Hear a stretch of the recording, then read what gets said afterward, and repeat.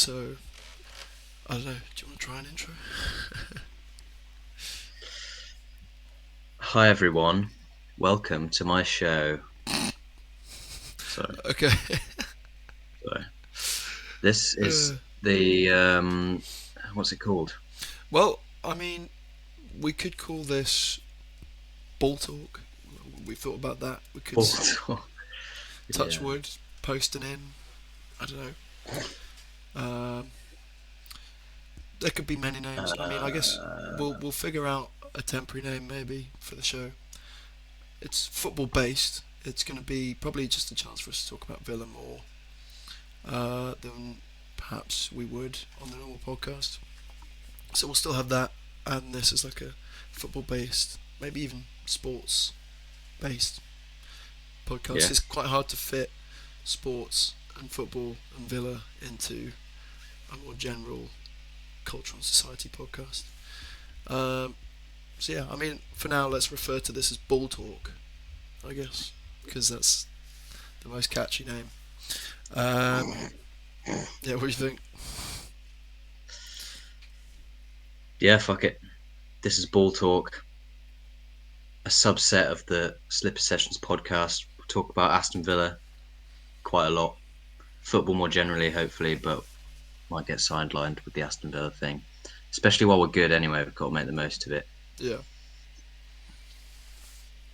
I think that's fair enough. And yeah, I go. Today we should mention our sort of what we're doing is essentially like we're gonna essentially look at the Aston Villa squad, um, players that are out on loan, players that we have in the squad, um, who we want to sell, who we want to loan out, where we think they might go. Uh, use an estimated budget, take that estimated budget, add on player sales, and then look at how we might spend that in the summer to suit Emery's system and create a team that can sort of challenge for European football again next season, maybe push even further. If we do get European football, you know, add enough depth to the squad so that we could actually compete across multiple competitions. And yeah, so I guess we'll. I don't know if anyone's seen, if you've seen the news recently about Matteo Almami and Anthony Cordon. Yeah. Um, So what's his name? Almene. Matteo Almani, I think, or Almami. So he's Barcelona's sporting director or something. Yeah, I'm not super well read on the two of them, but personally, I would take Cordon over Almami. Really? It seems like Almene. I'm gonna have to figure out how to say this. Almene. I'll go with that. Almene. Seems like that's basically done at this point, and he's gonna Um, come in as I've seen we're linked with him. sort of. I don't know if it's done necessarily. Well, several journalists today, David Ornstein has said we're finalising a deal, Really? Shit. and Greg Evans said the same thing, and Romero. So, but as far as I understand what I've read, it seems like he's going to be in a more of a financial negotiation kind of role, and he'll work with Johan Lang rather than replacing him. Because I was doing some research, and his background is purely like financial. He's got like a law degree or something. He's kind of owned or managed a few football clubs, but he doesn't have like a football background. He doesn't have a coaching background or a Yeah. scouting background. Whereas Lange did work as a coach, um, and plays more of a scouting role, I think. So I think Almene is going to be kind of directing things, and Lange will still be there doing more of the groundwork kind of thing. That seems like the most likely Yeah, scenario. I And think. apparently, Ordon is going to Barcelona to replace Almeni. Mm, fair enough. That's what I've read today. But Almani takes a much different sort of place in that kind of management side of things because he's more about signings and building a functioning club from a football standpoint rather than financially. He can obviously play that financial aspect into it. Like he's not financially inept, if that's the thing. But just from looking at the clubs where they'd been, the kind of um, situations they'd been involved in over the years, I think Cordon had been at teams like he's obviously been at Real Betis, he's been at Monaco, um, different teams like that, and brought in very very good players on very very cheap transfer fees. Some well known, some lesser known, um, and so I just thought someone with that kind of mindset, that brain, who finds those players that fit the system, fit the squad on cheap, especially if given more money and more freedom to sort of create the squad he wants, is someone that we could use. But then again, Barcelona tend to only come calling once, so if he wants to go there, then that's fair enough. Yeah, I think well, what I've read is he'll go to Barcelona, but I think Almeni seems to have a bigger reputation. Um, Barcelona fans seem pissed off about the fact that we're getting him, which is a good sign Yeah, because they were in the shit before he came, and he's the one that's signed like really sensible signings like Christensen, etc.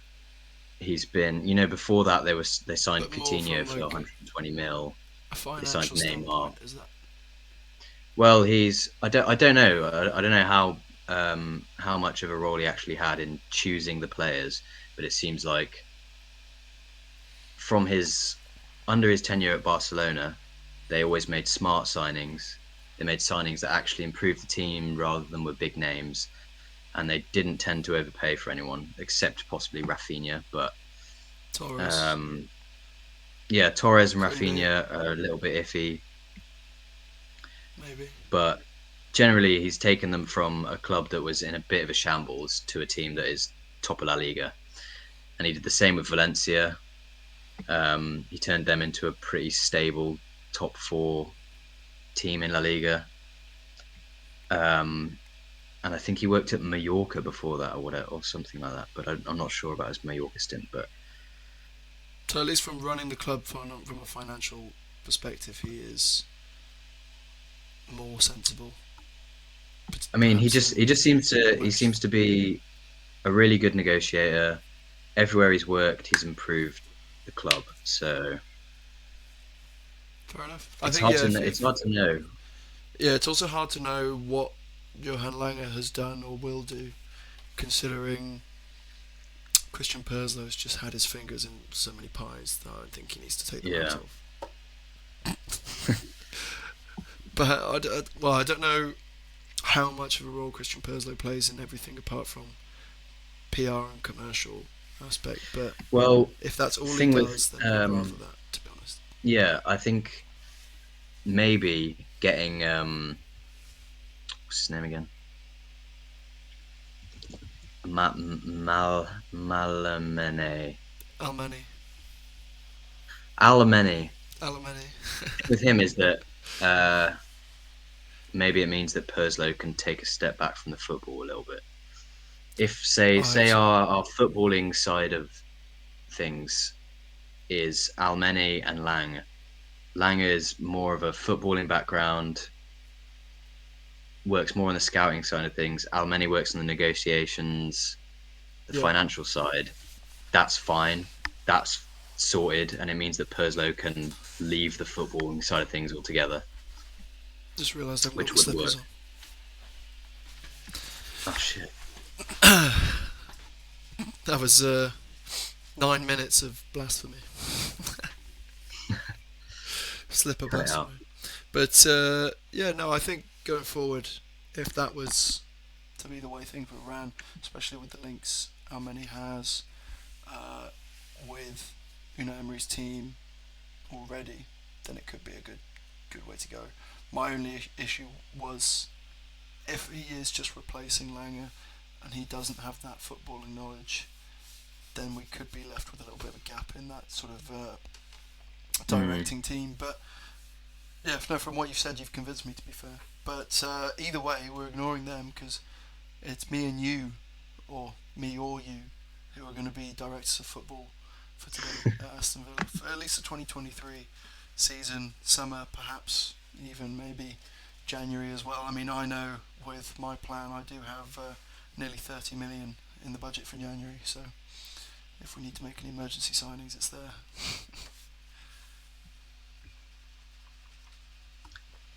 Well, I can't tell you about my plan because it doesn't exist. Yep. This is my podcast co-host, everyone, Matt. He works very hard. Hey, I'm busy, all right. Got shit to do. All right. So, players you would sell from current crop. I should say squad. No one's saying crop. You know, I'm not a farmer.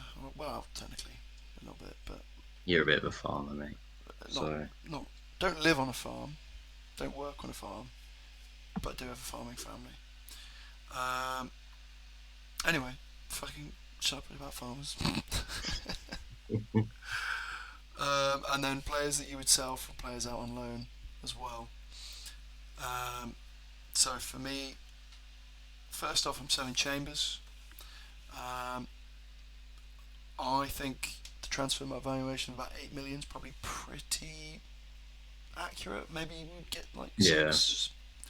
Um, the reason I'd get rid of him is just because I think we'll bring in a left-sided centre back this window. I mean, Mings is the only true left-sided centre back we have at the club, and if you're going to have Diego Carlos back in the squad, Chambers just doesn't really have a place apart from that sort of versatile guy that can fill in at right back and CDM. But I'm buying one of each of those positions with my plan as well. So Chambers for me out the door.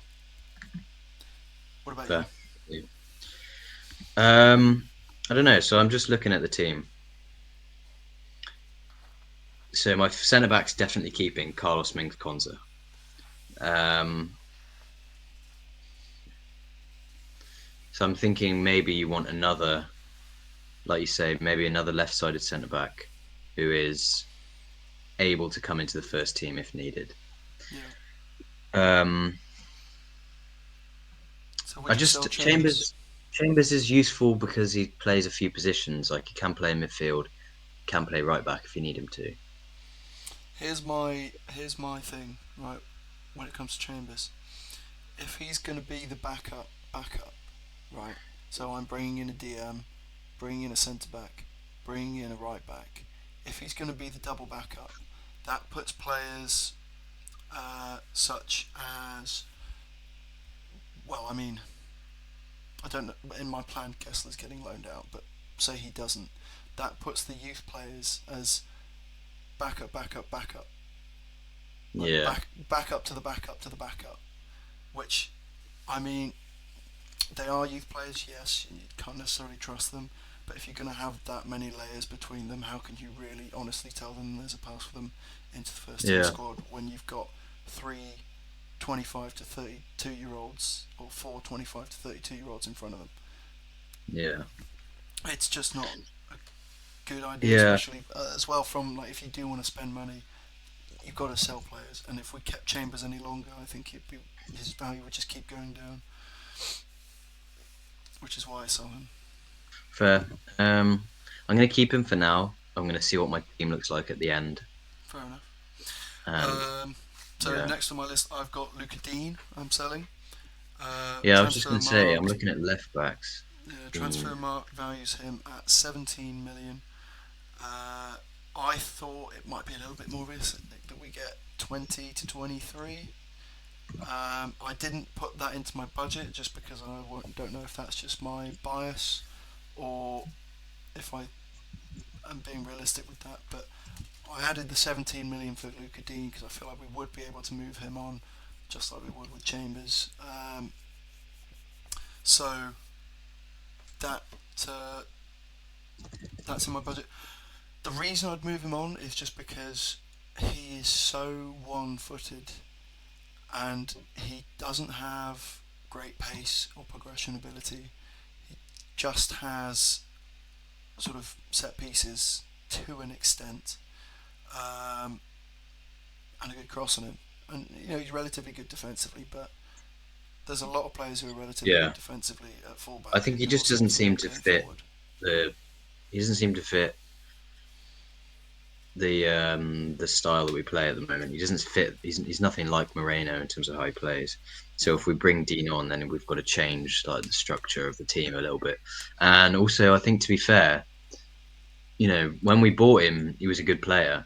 The season before he joined us at Everton, he was a brilliant player, yeah. and I think he's not necessarily going to be happy with being second choice left back because he's almost certainly a good enough player to play in the first team at like a mid-table Premier League club or mid-table top half team in Europe. I So think Newcastle wouldn't be a bad shout to sell him. Like, let's sell him the two left backs we don't want. yeah, no, Newcastle need like he's probably like you know in the right system, he's a good enough player to be in like a top six team anywhere in Europe, probably maybe top half. It's hard to know whether he's actually got worse as a player, or whether he just doesn't fit the system. But he's a good player. I feel like he's just not going to be happy sitting on the bench. Yeah, not when you've got Moreno there, especially also with the way that Unai often has an inverted fullback or narrow fullback on one side and then your overlapping fullback on the other. I've got someone coming in at left back who's going to fit that quite well, um, Hmm. and so I'm happy to get rid of him in order to provide an option that's offers something different to him and different to Moreno, and probably to a better level that Unai Emery is going to be a little more happy with. Let's say. Yeah, So are you selling Dean as well?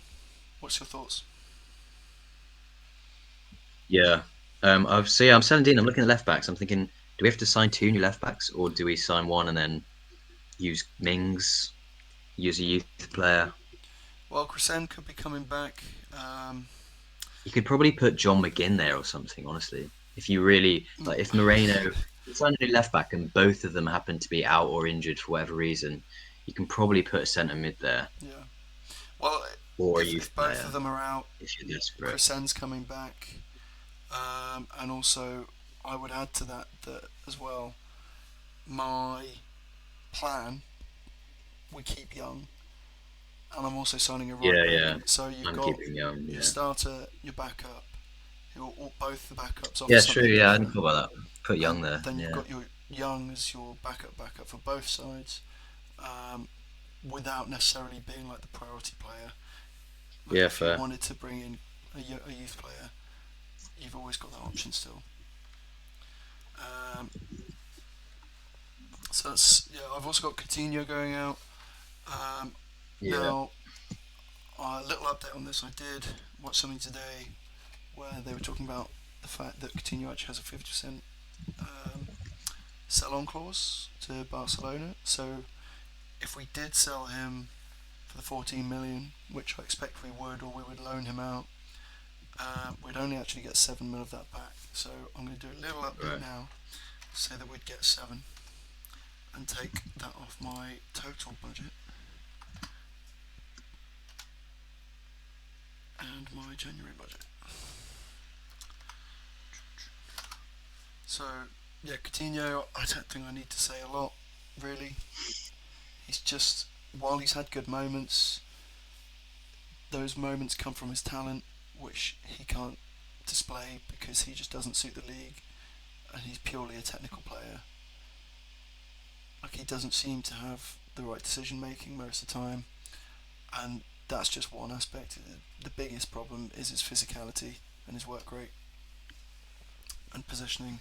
Yeah. He doesn't want to run. I just, I can't help you, mate. You don't help yourself.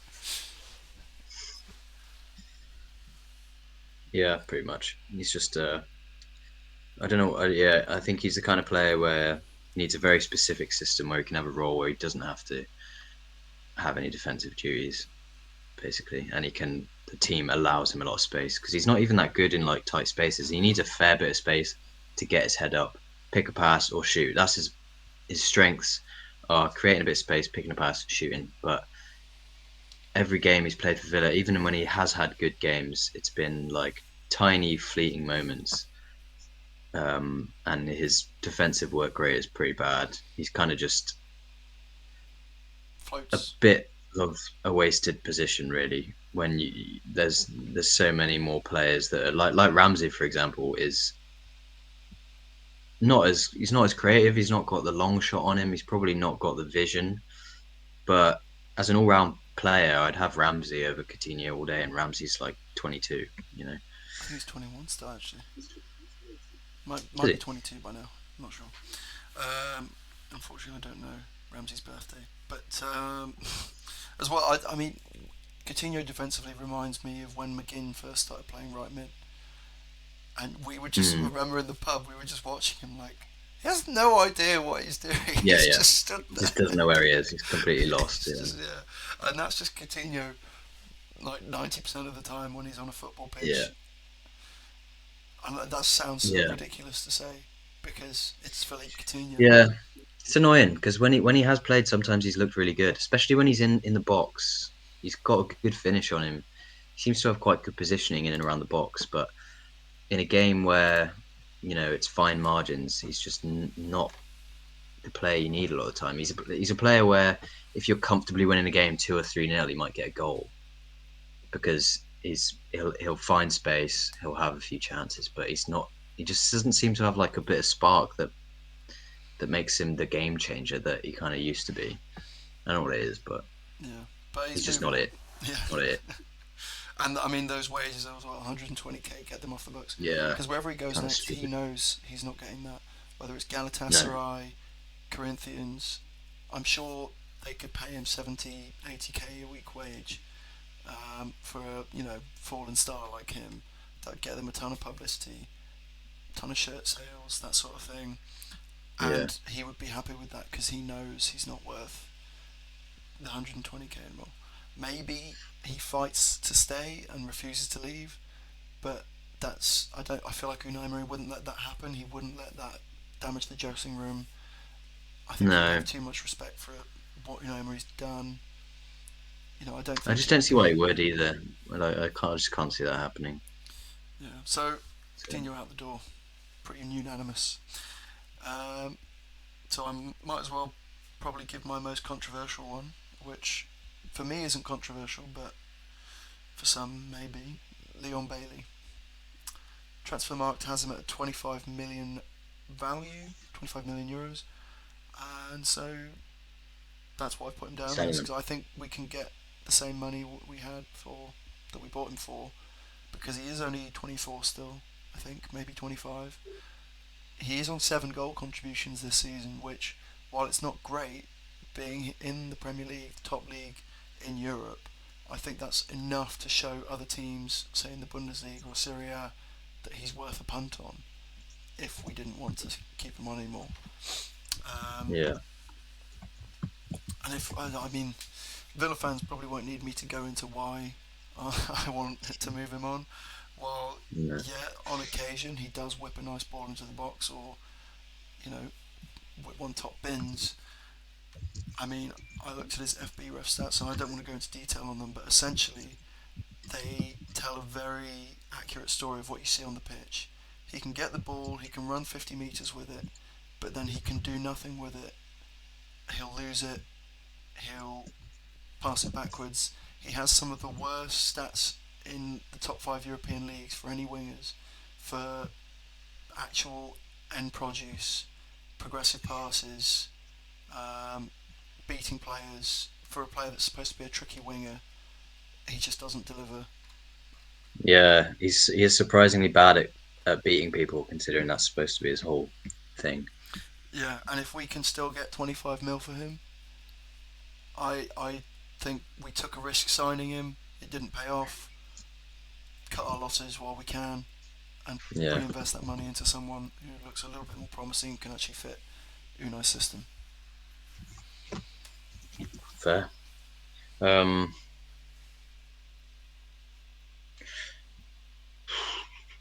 I don't know. I might keep him. Not gonna lie. Well, you don't have to do what I do. I'm just telling you what I'm doing. Yeah. No. I just can't decide. Um. because he is shit. Uh, Like I hate watching him play. It's so fucking annoying. Um, I've to me, if I'm being realistic about it, similar to Dean, it comes down to whether he's happy playing on the bench. I feel like I would keep him as a backup option when you need fresh legs for 10 minutes. Um, and keeping him would allow him to like it would allow us to just have a few numbers in the squad, have a bit of depth without spending any money, and he's an option for like 10 minutes when legs are tired. Blah blah. Blah. But same with Dino, I don't think he's going to be happy doing that because he's played at Leverkusen, he's played at Villa, he's played in top leagues, and he's only 24. Like for his personal ambitions, he's gonna want to go and play somewhere. and we know he has personal ambitions from a few of his posts. Yeah. So So yeah, I would try and keep him just to bulk up the squad, and it means that we can focus our. It means you don't have to spend like another 10, 15 million on a backup player. fair enough. I just keep him there for that. But realistically, I don't think he'd be happy with that, and I actually think we probably will move him on. And I think, yeah, if I was being realistic, I would move him on because he's not going to be happy being a backup. So I'm actually going to get rid of him as well. Oh, that was a sudden change in decision Well, at the very end there. just because if I'm thinking about it realistically, you have got to consider whether a player is going to be happy in a certain situation. I just don't think Bailey will accept being like a third or fourth choice winger. He won't accept occasional sub appearances. So I'm going to get rid of him as well. I think realistically that will probably happen. Fair enough. That's 25 million to your budget. Big chunk of money right there. Was it? Um, so I'm just getting some of the like FB ref pages up for the players I want to sign, just so I can remember why I want to sign them. I mean, I know why I want to sign them, but I can talk more in specifics. Um, Next player I want out, Sanson. Pretty cut and dry decision Yeah, there. Didn't really ever deliver on his that kind promise. of speaks for itself, really, doesn't it? Yeah, he's gone out on loan. He's enjoying life at Strasbourg. Are they getting relegated? They're close to. If they're not, let's have a quick look. Are they getting relegated? He scored the other day, actually. Yeah, that's what I mean. He's enjoying his life out there. Like, Yeah, I think Liga is the place for him. He's helped yeah. them get out of the relegation zone. Yes, it's on goal difference. Oh wait, sorry. Yeah, it's on goal difference, but I mean, Strasbourg have been a good team in recent history. I don't see why they wouldn't continue to keep pushing. Yeah. So yeah, I mean, I think let him go. Pretty easy, that one. Yeah. I'm also letting go of Courtney House. That one also doesn't need much explanation. If you ask me, would you like to comment? On Courtney Hawes. Yeah. Um, no, not really. I was waiting for that. I was I like, mean, the funny thing to say here is no. what the hell do you say about Courtney Hawes? Yeah, he uh, was he was all right for us when we were struggling, but it's about time we moved him on. He's not going to get a look in. So. yeah, that's pretty much all you can say. Um, I think similar things to be said about Davis, Nakamba, Wesley. Any other comments there Um, from you? no, I like Keenan Davis, and I wish he was better at football, but he's probably not good enough. So yeah, no complaints there. I would do the same. So I'm getting rid of Chambers, Dean, Coutinho, Bailey, Sanson, Hawes, Davis, Nakamba, Wesley for a total additional £75.8 million estimated. Um, Um, and yeah, just to go through the rest of the squad in case there was any other players that you wanted to get rid of. Um, you could. You've got once these players return from loan, you've got Watkins, Archer, Traore, Philogene Bidace, the Ramsey brothers, Buendia, McGinn, Kamara, Dendonka, Louise, Irobanum, Moreno, Cash, Young, Mings, Konza, Carlos, Martinez, and Olsen. So are there any there that you're looking to move on? Olsen. You're looking to move on, Olsen. What's I your would get rid of thoughts? Olsen, and I would probably get Philogene Bidace as well, Oh, because I really? just feel like, yeah, I don't know. I just feel like he's probably not going to be good enough, to be honest. I see. I kind of hold a similar opinion based on what he's done this season in the championship. I think it's. I'm not sure exactly. Maybe like 6 goals in the championship this season. Yeah, I think he's had an all right One or two season, but it's assists. like it's an all right season at a team at the bottom of the championship. But Yeah, but from watching it his makes it hard to. highlights, you This see. team is so bad, it makes it hard to judge him. To be fair. Yeah, it's just watching his highlights. I see the talent he has for beating players and the control of the ball he has. I just think there could be some direction from Unai Emery there that does bring him into a Yeah, more of a possession forward thinking team that can provide him opportunities to help to assist other players and to score yeah, himself. That maybe he's not going to start, maybe he's not even backup, but he might be backup, you know. Um, yeah. To be that's fair, why I I do want to keep think him. it's very worth. It's worth Emery working with him and seeing what happens. Because like with Bailey, like I kind of see him in the same kind of position as Bailey, basically, where he's a player who is in a position where we're short on players, but is probably not good enough. But the difference between them is that Philogene Bidace is a bit younger, but also Philogene Bidace has not spent any time with Emery, and so you know I think it's pretty, to be fair, wise to give him a chance to work with Emery, see what Emery can do with him. We kind of know that with Bailey, he's just not going to fit with Emery's system. Nothing's changed since Emery's come in, really. But yeah, giving him a chance with Emery is a good shout, actually. That was essentially my thinking, and just because he's homegrown as well, come out of the academy, Yeah, I think it's yeah, worth giving him at least one season in and around the first team to potentially get, at least his first start or a couple of appearances in the Premier League to maybe show something. yeah, As for Olsen, I've kept him just to save money, keeping a backup keeper so I can spend money elsewhere. That's pretty much the only reason I've kept him. yeah. I'd I agree just that if I was going to have a backup keeper of pretty much any of the backup keepers in the league, it wouldn't be Olsen. Because every time he comes on, I'm terrified that he's going to make a hounding mistake and we're going to concede. But he is just a backup at the end of the day, and goalkeeper is one of those positions where you don't necessarily have to worry about the backup too much. not usually, yeah, but like, the thing with Emery is that he clearly likes to play backup keepers in the cup, and I just think I would move him on and sign someone. Nobody amazing, you know. I wouldn't try and sign like a brilliant prospect or anything, but I would just sign a backup who more is more suitable to come into Emery's system. Basically, somebody of a similar level for Olsen, but basically better with their feet, better at sweeping balls.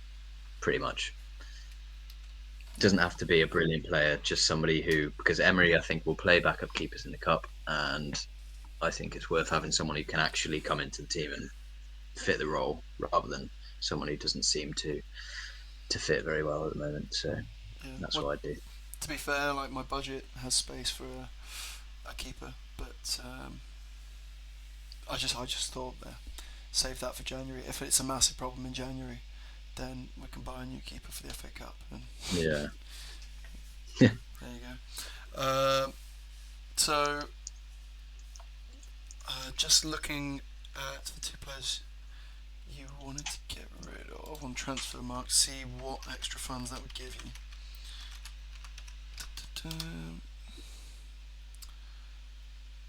Olsen, you'll probably get 1 or 2 mil. Not Yeah, game barely changing, but anything. money's money.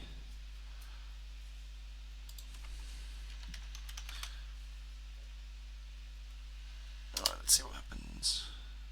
Yeah, he's 2 million value for Olsen. Yeah, sounds all right. And then Badace, I don't know if you still want to get rid of him, but he's 2.5 if you did.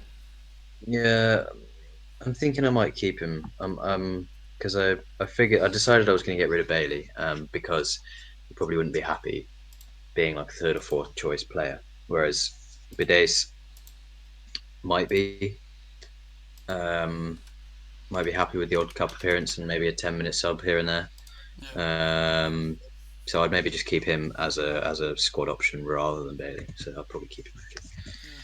One thing I will say about Badace, I've just had a quick look at his FB ref. And while he does have only 4 goals and 1 assist, when you look at his statistics, he is 98th percentile for tackles from wingers and attacking midfielders. So Really? if you're under the cosh or trying to defend a lead, and obviously 89th percentile for take-ons as well because he's a magician with his feet. He, yeah, I mean, 98th percentile for tackles. That's a lot.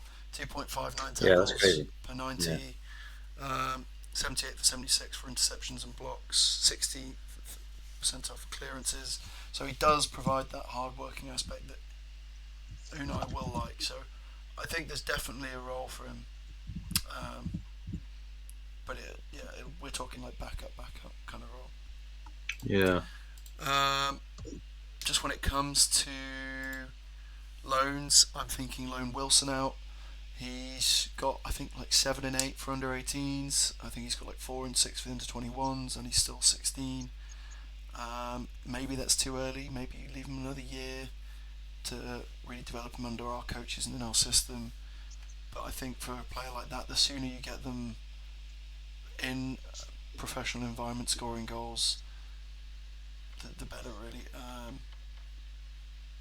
So yeah, I'm thinking Wilson loan out. O'Reilly, he's now I think 18. He's spent time in both the under 21s, the under 18s. He's not going to bridge that gap to the first team without going out and getting experience. They call him, the little Phil Foden, Irish Phil Foden. Don't know quite if that's going to be true, but if that talent level is anywhere near what do they say it is, I feel like he could get himself a championship loan or at least a League One loan.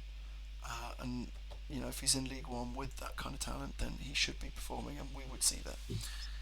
Um, I think Dominic Revan as well. I think he's 19 now. He's been captain of the under 21s. If he isn't getting rotation into that backup, left back spot, or getting out on loan, then we just need to move him on. He seems to be able to take free kicks, penalties, so he's clearly a player you can rely on, especially being captain. I think, given that he's one of our youth prospects, let's put some faith in him. Either give him some game time. He's got on the bench a few times this season, Yeah. or send him out on loan. Caden Young, similar story to Wilson. I don't think he's quite at that point where he's going to get first team game time. So let him see what he can do out on loan. I think sending players out on loan, especially if you send them to teams that are, looking for promotion near the top of the league, it really shows you if they're worth, uh, sort of pursuing further. Because we've seen with Louis Barry, he's gone on multiple loans to teams across different parts of the league, and at no point has he really been convincing. And that's No. mostly been in League Two. So while he's got talent, I don't know if he really has what it takes to make it with Villa. So he's someone I would actually sell, but I kind of left him off because I'm just sort of like he's minimal fee. Would someone even buy him? I don't know. Yeah. Yeah. I mean, I'm sure he'll go to League One or something. He'll probably be kind of successful. Yeah, I mean he may even go get another loan somewhere else, they might want to just keep him on longer. I'm not sure, but I think with him, it might be a physicality thing because he's very small. yeah, he's not a big boy, Um, is he? so it might be a case of when he's like 22, 23, he's gained a bit of weight, and he's learned the physicality of the game a little bit more, and then he kind of comes into his own and he becomes like a maybe a championship striker, maybe a Premier League striker, but I kind of doubt it at this point. But I think for him, I give him the benefit of the doubt when he's at this age because it seems to me like it could just be a physicality thing because he's so tiny. Yeah, potentially. That's why I kind of haven't said like I haven't put him on my list of sells just because Yeah, I even think it if might be worth we loaning wanted him to sell again. him, I just don't know if he would get it. Yeah, Don't know if he'd get a move. Duran, I think we should loan. While he has shown some positivity in performances, I just don't think he's used to English football at all yet. I don't think he has sort of caught the rhythm of it yet. And similarly with Archer, if Archer's in and around the first team squad after scoring 7+ goals yeah, in the championship and then getting loaned out again, I think you know I wouldn't want to see Duran stay in the squad and not get a loan for us to then get rid of Archer, who's gone on again to prove that he deserves a chance in the first team. So I'm thinking Duran alone, Championship, lower Premier League is the kind of area we could probably expect him to go. As I've said multiple times, I'm bringing in two fullbacks. So Kessler, I think, is another loan. For him, though, I would want upper Championship, like a team that's on the front foot. He's been, what was it, Huddersfield? He went yeah. to. He went to Huddersfield, just didn't really happen. I think he So I don't had know a what. few decent performances, but they weren't the best team. They played a five at the back. It was hard for Yeah, him they've had a to bad season. really catch fire there. I think if you send him to, say, for example, Middlesbrough don't make it into the Premier League, one of their highest assisting players, or well, I think one of the highest assisting players in the league, is their fullback Ryan Giles. If you Hmm. put Kane Kessler in that role, even if it's on rotation, in an attacking team like that, I think you really see the benefits of him because even when he plays in our under 21s, often gets put on the wing and things like that. So to really show off what his qualities are and what he's capable of, I think giving him a loan to sort of upwardly mobile championship side, I like to say, in certain arenas, Yeah, would be a great move for him. And I've sort of said saying the same thing about Feeney as I have Young, Wilson, and O'Reilly. He's been in and around the first team, shown he's a quality player at youth level. He's not quite good enough just to jump into the first team squad. So, answers to me, he's like he needs a loan. So, give him a loan.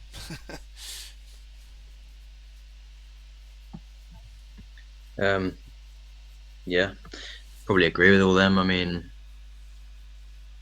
I wouldn't. I don't think I'd loan Duran. So I'm looking at squad now. I'm thinking actually I would keep Chambers as a backup at right back, centre back, and possibly defensive mid if we need him. He's 8 million. Well, yeah. So I would keep him and I would sell Dendonka. Dendonka's 17 million. Um, yeah. I mean, what? So in I don't know terms of whether we'd get. what you get for them, well, Dendonka we bought I think with a year left on his contract from Wolves who had too many midfielders and needed to get rid of him. Whereas for us, it's not that we have too many midfielders, and he's got what is it, at least 2 years left on his contract, three maybe, Yeah. and has shown he can perform. Like I'm keeping him, for example, like what I'm doing. But if you did want to get rid of him, I think you could get more than we paid for him. What do we pay? I think we paid Like like 12, 12 or something. 13, 14. Yeah. So I'll save like 15 million for him maybe. But I'd just rather keep Chambers because Chambers is a bit more flexible. And if I'm looking at our centre mids, we've got Kamara. Louise, McGinn, Irobinum, and then a new centre mid. And I think that's plenty of depth at centre mid. So I just don't. I'd rather play Irobinum as a backup than Dendoncker, and I think we'll sign a new centre mid. And I also think we'll sign a new winger. So McGinn won't be played wide quite as much, and he'll play that kind of backup or rotation role at centre mid. So I just don't see a way that Dendoncker is going to be useful in centre mid. Whereas Chambers, because he can play a few positions, I feel like it's just a bit more useful. Yeah. Um, Well, do remember that this isn't just what you think we'll do. This is what you would do. yeah, I mean, still, Dendoncker's fucking irritating to watch because he's so slow. So slow, and he like ambles about like he doesn't give a shit. Chambers, I feel like he's put in some good performances for us, and I like that he's technically good on the ball as well. Dendoncker is probably more useful as a centre mid. He's more useful as a sort of tackler, break up the play. Probably better than that, better at that than Chambers. But Chambers is better on the ball. Dendoncker, the only thing he does in that midfield is break up the play. And against Man United, I think that was one of our problems is that we really struggled to get the ball from our centre backs to midfield. Um, Dendoncker was just never an option for a pass. And it meant that we just had to go long a lot of the time. We ended up kicking the ball into touch or playing it to the fullback when they've got no space or going long to Watkins, who Lindelof dealt with really well. And if Kamara was playing, um, he would have been happy to take the ball in midfield under pressure, whereas Dendoncker just absolutely was not. He was not an option. Um, and so if Dendoncker is our backup in that role, say Kamara gets injured again, Dendoncker's just fucking useless in that position, honestly. Fair enough. Fair Um, enough. Well, add that 17 mil or 15 mil to your yeah, so I'd get budget. rid of Dendoncker. I'd keep Chambers as backup in defence, and then I would keep Duran because at the moment I'm looking at the team. I've got Emmy in goal, a new backup goalkeeper who can play the ball with his feet. Nothing amazing, but just somebody who fits the role a bit better. And then probably like a youth keeper as our third option. Right back, new starting right back, Cash as backup, and then Young or Chambers as further backup. Centre backs, I've got Carlos, Mings, Konza, and Chambers, and I don't know whether I would sign. Have you signed another centre back? Yeah, well, I mean, now's probably the point we should move on to who we would sign, what we would sign. So, Yeah, how many so I've got players the have you gaps in got my in team your? now, but I just don't know who I'm signing. Yeah, what's your budget based on the players you're selling? I think Um, it's well, if you went off the 17 mil, it would be 209, would it? Nearly 210. hang on.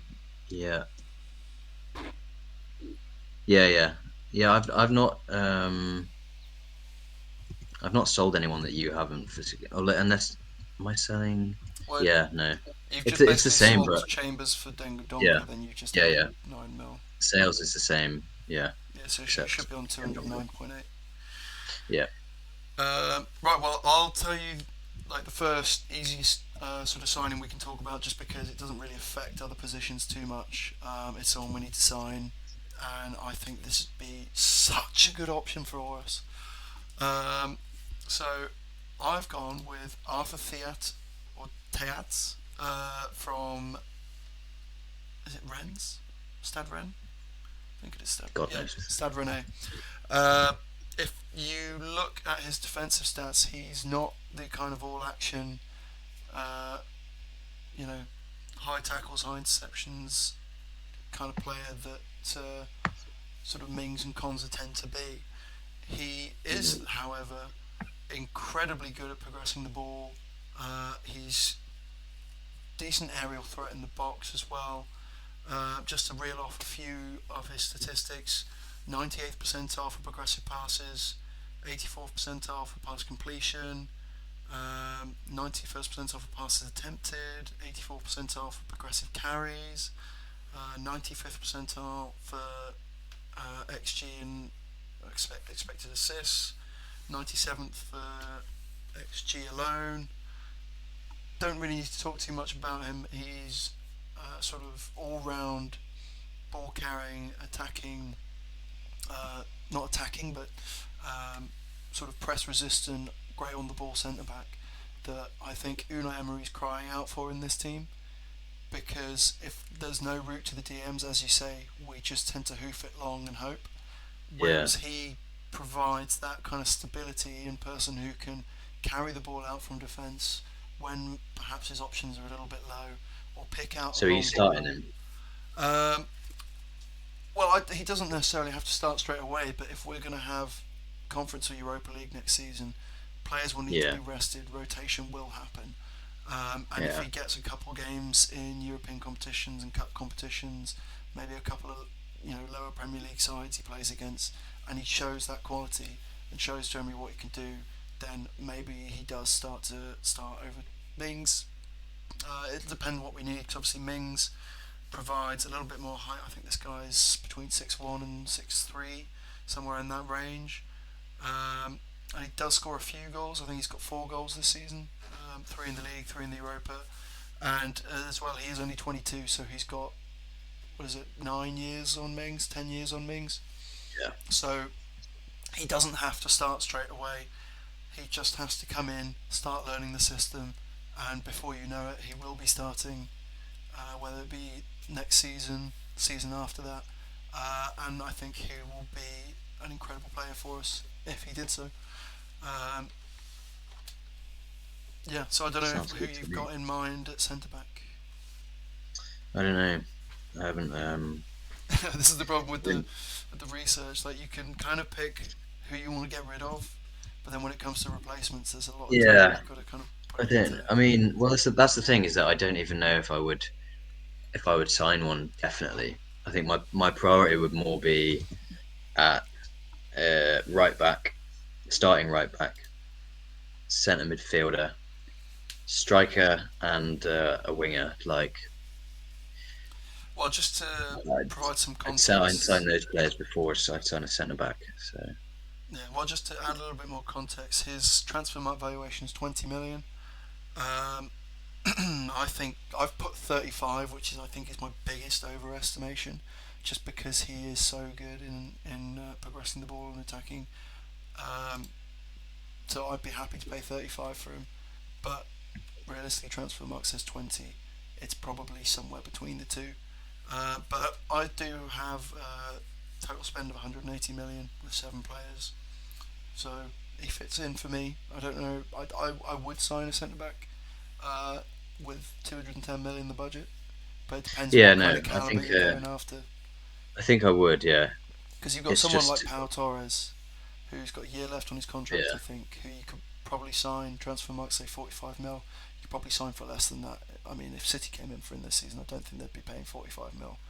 Um, mm, so if you wanted to go higher caliber of player, you could sign someone like Pau Torres and then get your Tammy Abraham up front and Nico Williams for 45 on the wing, and then Ibrahim Sangare at DM for like 45, and you've spent nearly 200 mil there with very high quality players. The reason I didn't go for that is because I think we needed more squad depth.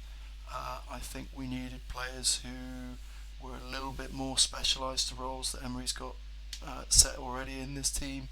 Um, and as well, I think most of those players are looking for Champions League football. If we went for Sangare, I yeah, think we'd get beaten to him.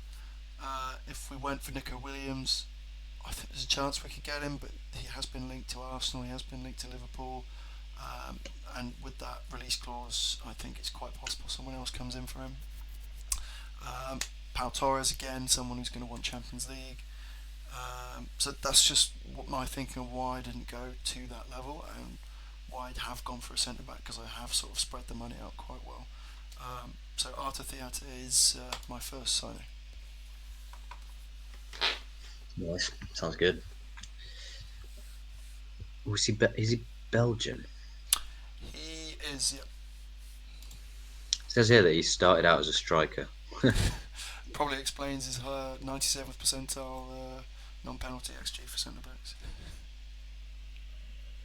I do love a defender who can play out, who's comfortable on the ball. Like It's a Well, proper if luxury to have a centre back who's really comfortable on the ball. what's probably a good option is if I go through my signings, explain why I'm signing and what role I think they'll play, and then meanwhile you can sort of look through other players and kind of Yeah, that's kind of what I'm sort doing. of comment on what I say, and then also be looking through for yourself as well. Um, so the next player I went for, I thought obviously the most sort of obvious place in the squad where we needed backup was defensive midfield. I think, as you say, Dendonka provides that cover for Kamara. He's more of a midfield destroyer, breaks things up, gets, he's going to be tackling and just essentially bothering people, no matter how slowly he has to do it. And I think it doesn't matter that he is terrible at progressing the ball, because I think if he plays enough football, he covers for Kamara and gives Kamara the rest that he needs. And if he is playing in those games against lower table sides, in the cup competitions, potentially in the Europa Conference League, where there are some not particularly prestigious teams, um, Yeah, those are the games where, as well, Theate might play, and he can provide that progression from the back that perhaps you won't necessarily need when Dundonka's there. And let's not forget he was starting and I think finished the game against Newcastle where we won 3-0. So, and that yeah, game yeah, we progressed the ball through the lines fantastically well. So I yeah, don't think it's necessarily the worst thing in keeping Dundonka, but there's just sort of my thinking on why Dundonka's still there. And I thought, while Robenham looks great, I don't want to rely on him as the immediate backup to Louise, as the sort of deep line playmaker that's going to come in and play against top teams if Louise is out. So that's why I went out to Lyon and signed Maxence Cacare.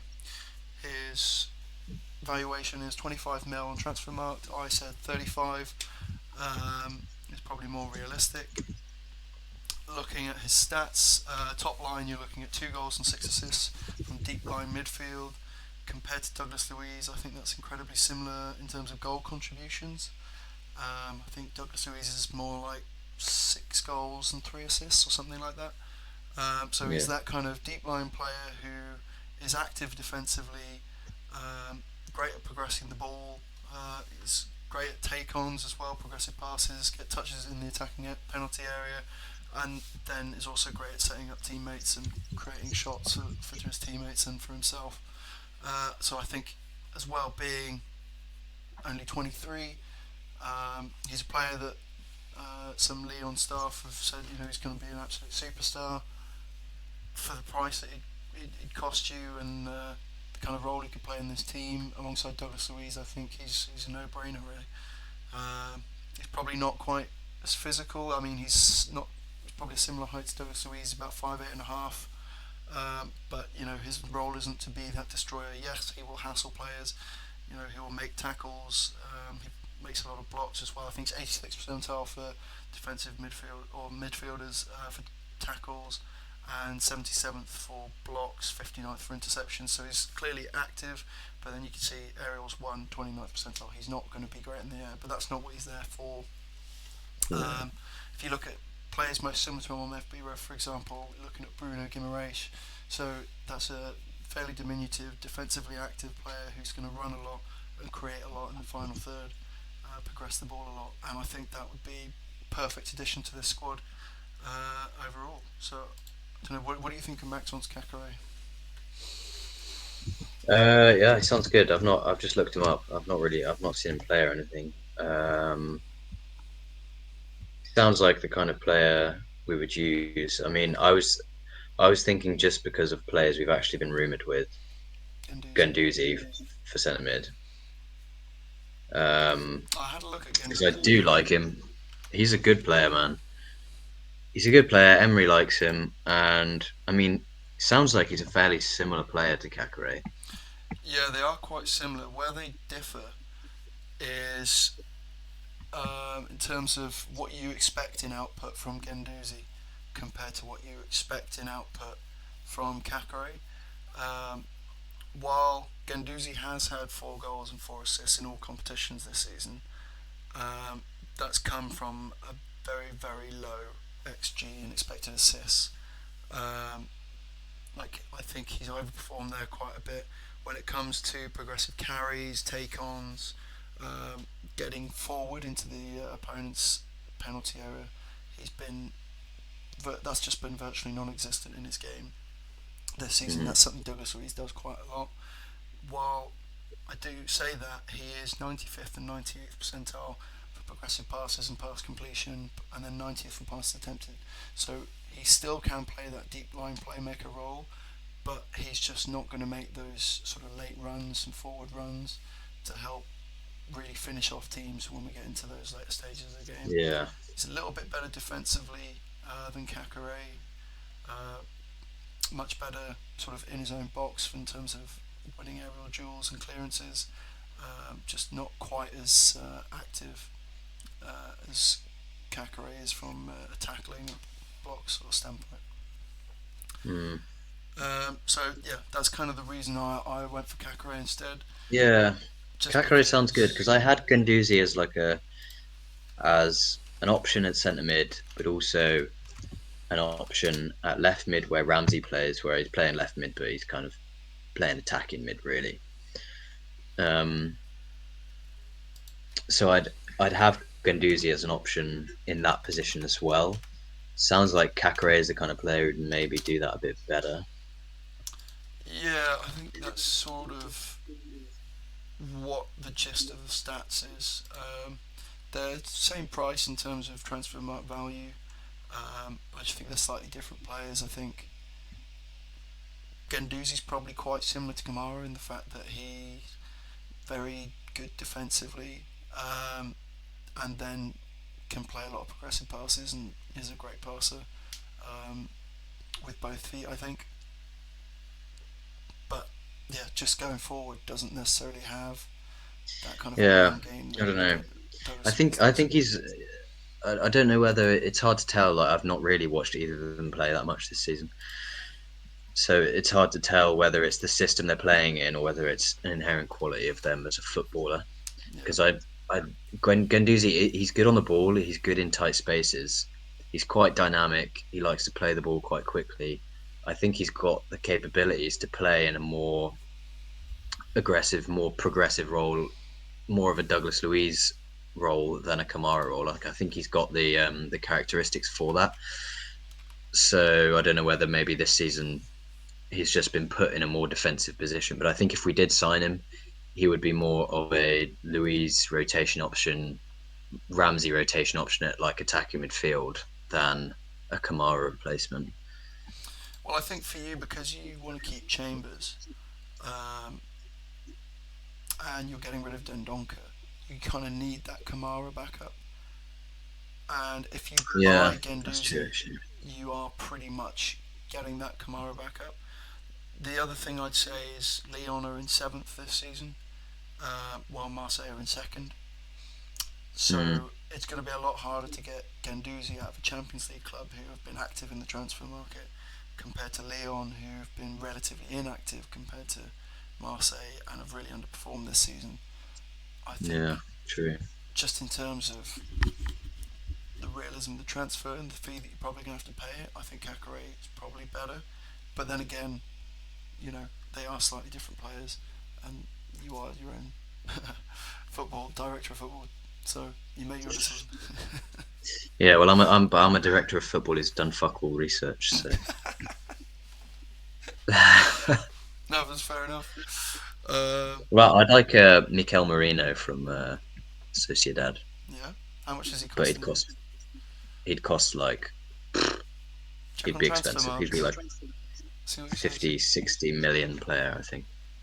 Yeah, I tend to add like 10 million to maybe 25%. Yeah, his transfer mark value is 50 million euros. Yeah, you're paying like 60, 65 at least. Yeah, he's fucking good though. Yeah. Well, I mean, if you want to make that signing, make it. Thing is, I think we need a centre mid, but I don't want. Thing is with him is we'd have to pay 60 million, and he would. I mean, he plays for Sociedad, who are fourth in La Liga at the moment. Yeah. So currently he's playing for a Champions League team next season.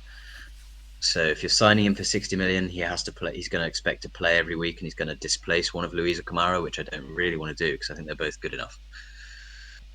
So that's why I was going. I do think we need to sign a centre mid, but I think I'd go for a Guendouzi caliber who'd happily be rotated and is a bit more flexible. Like Marino could play in either Luis or Kamara's role, but he wouldn't really play anywhere further up the pitch, whereas Guendouzi could. So I just think, even though he's great, I don't actually think he's a very good fit, and he costs a lot of money. So Fair enough. he's left-footed as well. I do like that he's left-footed. So, have you decided on any signings as of yet? While I've been chatting away. No, Right. I'm gonna stick with Guendouzi. Are you going for Um, Gundy? yeah, I'll Alright. go with Guendouzi. Would you 35, 40? Yeah, 35, I think, Yeah. Fair enough. probably. There you go, Gendouzi in the team. Well, not in mine. He's in yours. So I'll go on to my next signing. I think this is my biggest in terms of not overvaluation, but total transfer fee. 45 Hmm. million. I'm signing. Well, you know I love this guy, but let's see if you can guess who it is actually. Who do you think this is? 45 mil. You know I love this guy. Whenever I talk about players we should sign, I always talk about this guy. Jonathan David. Oh, no, not far off though. Amin Gueri. Oh, okay. Yeah. Um, so, Emery, what does he like to do? He likes to play top. What does Ollie Watkins like to do? Run in behind and score goals. What does Amin Gueri like to do? He likes to drop deep, get involved with play, assist, progress the ball, pass the ball, dribble, make tackles, interceptions. He's the perfect player to complement Ollie Watkins up top. He can set up other players. He can create chances for himself through his incredible dribbling.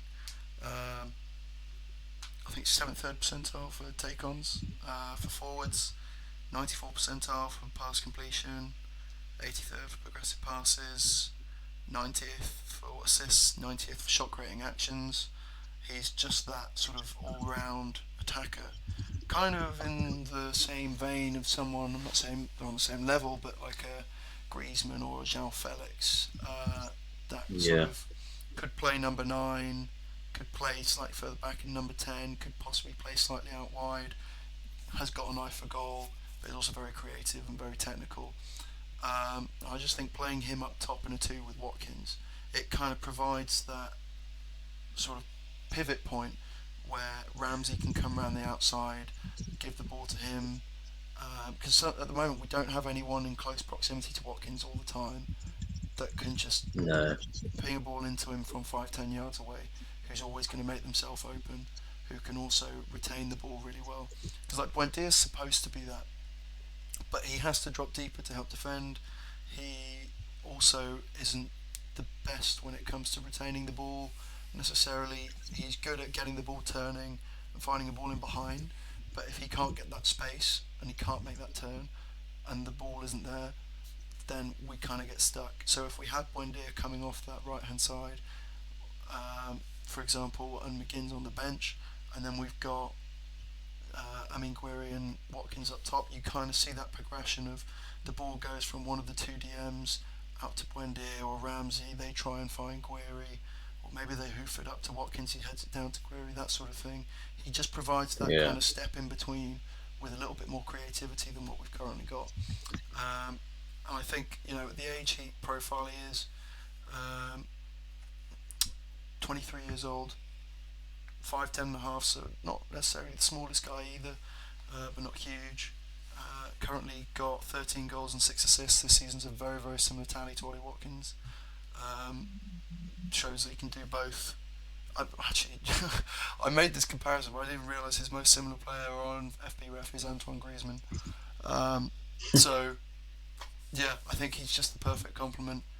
Would be an expensive signing, but I think it's much better than what we've been linked to already with the likes of, Tammy Abraham, Ivan Toney. I think Ivan Toney could play that role, but he's much more of the main man, much more of the final uh, sort of player in the link-up play that scores the goal. Whereas I feel like Guiri would be far more amenable in terms of being like, okay, you're not going to be the main man straight away. Maybe in a few years' time, if Watkins moves on or drops off. But for now, do you want to play like as the number two, who's creating goals for others and getting them himself, being part of the sort of larger system? I think Yeah.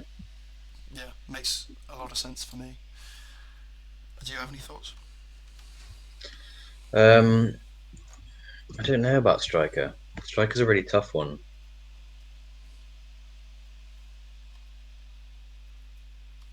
because we've played we've played mostly with Buendia in that position, haven't we?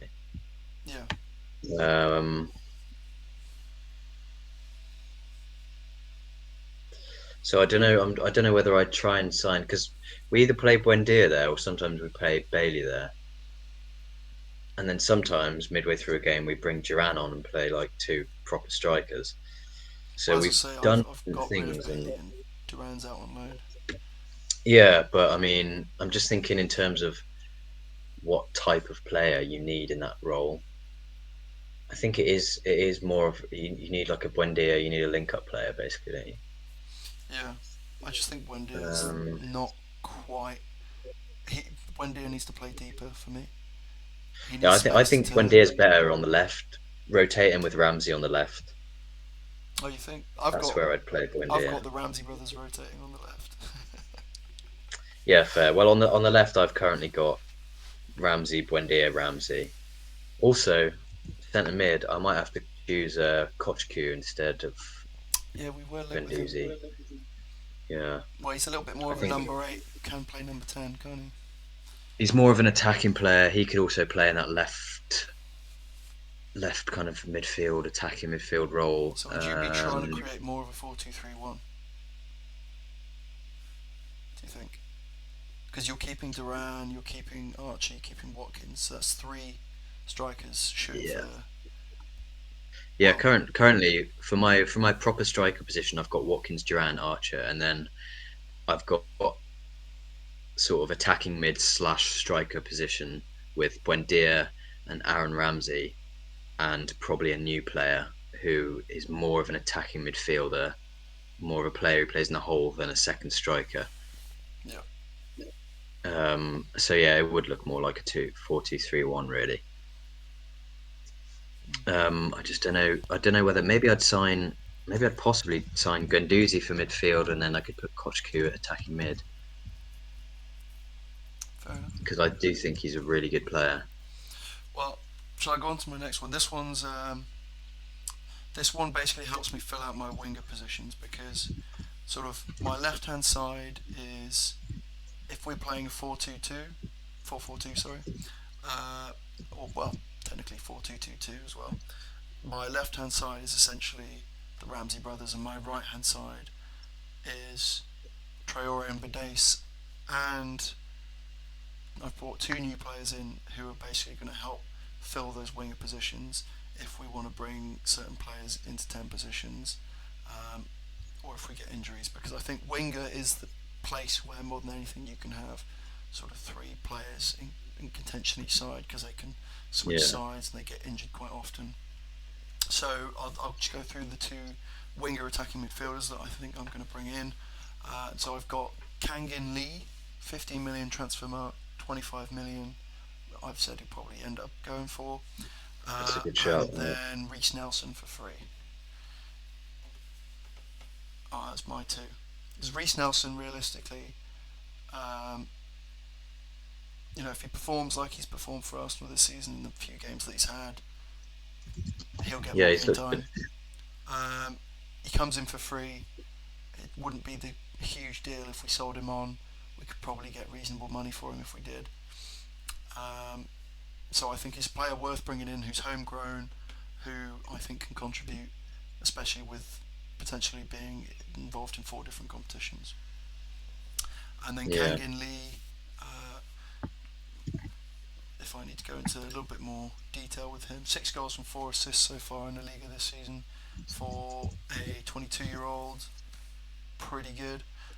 He can play as a forward if needed, but when you look at his stats for midfielders, his goals, his XG, his expected assists, his shot creating actions, they're all around the 90th percentile for midfielders, and that's 22-year-old. Shots in total as well, 85th. He's that kind of final third player who, kind of like Guerri, can sort of do it all, but Yeah. he's a little bit cheaper, and I think could also plays well as a midfielder off the right or as an attacking mid. Can even play century as well. When it comes to take-ons, he's 99th percentile for midfielders. He's an absolute wizard with the ball at his feet. Uh, 94th for progressive carries as well. So if he needs to fill in for Ramsey carrying the ball forward, he can do that. And then progressive passes received, he gets in great positions and makes great runs as well. So he's just an all-round talented attacking player uh, who can fill in various positions and wouldn't expect to start straight away. Um, yeah, he's just someone I absolutely think we should go for. If we're not going to go and sign a Nico Williams this season or a Pedro Conchalves, signing him and a player like Reece Nelson or a player like Amin Gueri just really, really helps us with our creativity and goal scoring. Because as well, while Ollie Watkins does score goals, we don't really have another goal scorer necessarily in the squad that plays off the striker Yeah. at all. And we haven't been a hugely prolific goal scoring team this season. We could certainly create more chances to score and score more. So I think getting a couple players like Kangin Lee and Amin Gueri in, uh, yeah, it's perfect for us. I think for my image of what Aston Villa will be. So if we then went to play, for example, a 4-2-3-1, um, then you could play, for example, Gueri or Ramsey off the left, Buendia or Ramsey in the middle, or McGinn out on the right, or Buendia out on the right, or Kangin Lee off the right, and perhaps Nelson and um, Traore wouldn't be as good in maybe the 4-4-2, so they would possibly get more action in a 4-2-3-1.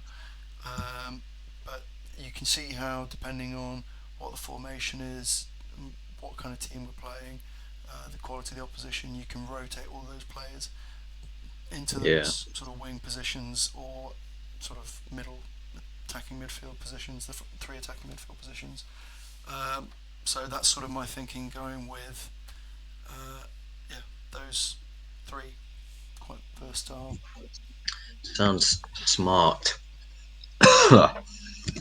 um, yeah, I would sign a winger. I'm That's just sort of looking. So yeah, that's what sort of what I've done with Nelson. He's more of that out and out winger, whereas Kangin Lee and Guiri, if they played out on the wing, would be more of that inside attacking midfielder, winger, striker hybrid. yeah, I've got a sign in Ganduzi and Kochku. Ganduzi more as a centre mid could play instead of Kamara or Louise. Kochku can play instead of Louise, possibly at left mid as an attacking midfielder, or behind Watkins in a Buendia kind of role. So then we need a proper winger for some pace on the right. Nico Williams is there. It's got to be Yeah, there. Williams is my first thought, but then if we go Nico Williams, the problem is going Nico Williams is that my budget then is like 50 mil. Yeah, because even though his price on Transfermarkt is 25, you know you're gonna have to pay that release clause Yeah, yeah, yeah. because What's the release like 60, 50 45 something? mil. I think 45 45. million euros. Yeah. So if I sign Nico Williams, my budget is left. I'm left with like 60 mil. So how much are you spending on Guendouzi and So Kochku. 35 on Menduzi, 40 on Kochku. Um, who else have I? Is that it?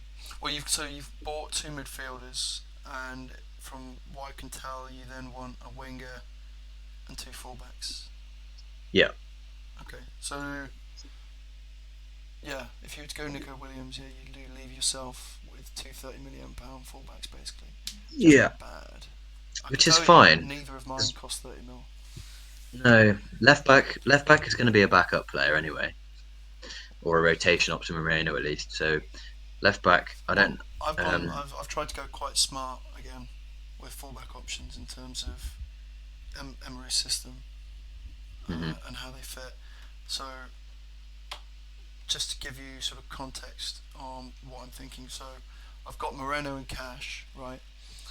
Now, Cash we've seen doesn't really tuck in all that well and play that defensive role because he's a winger that's No. transformed to a fullback. So he is more, you know, can defend, needs to be pushing and progressing up the pitch. That's one of his greatest strengths is his progressive carrying. Um, his delivery could do with work. His finishing probably could do with a little work, but it's fullback. It's not the worst thing in the world if those aren't the best. And so to sort of counter playing, well, what is currently Young and Moreno, what I would say would be my reverse of that. If I wanted to play Cash and then play someone a little bit more defensive, inverted on the left hand side, I bring in Walker Peters from a relegated Southampton side. He Yeah. plays on the left, Um, plays on the right, can use both feet. It says 25 as his valuation. I think realistically they got him for like 13 and they're getting relegated. I think you could get him for like 15 mil. Um, I'd bring him in immediately. I think he can cover both sides if needed. Ideally, he just plays out on the left as that inverted player. Statistically, he's not incredible. Like he can progress the ball fairly well. He's not terrible defensively, but I just think having him tuck in and provide that player who's pretty opposite to Dean and Moreno in the sense that he doesn't just look to constantly push around the outside. He can cut in and sort of progress the ball and move the ball around in with a little bit more dexterity, I suppose you'd say.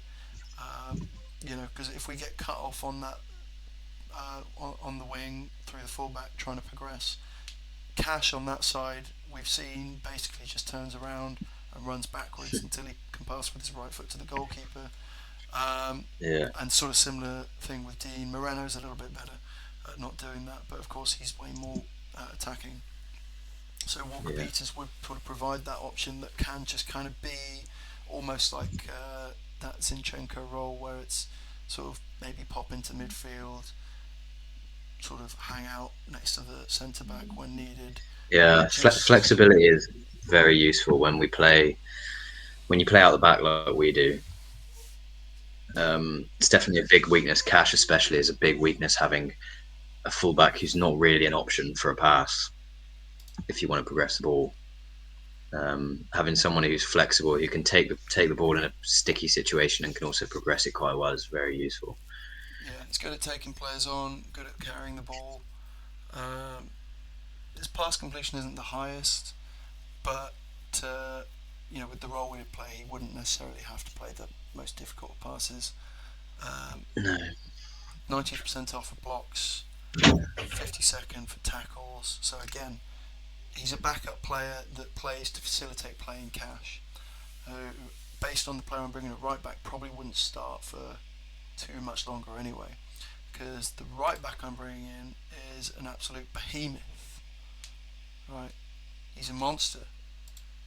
Do you know what his name is?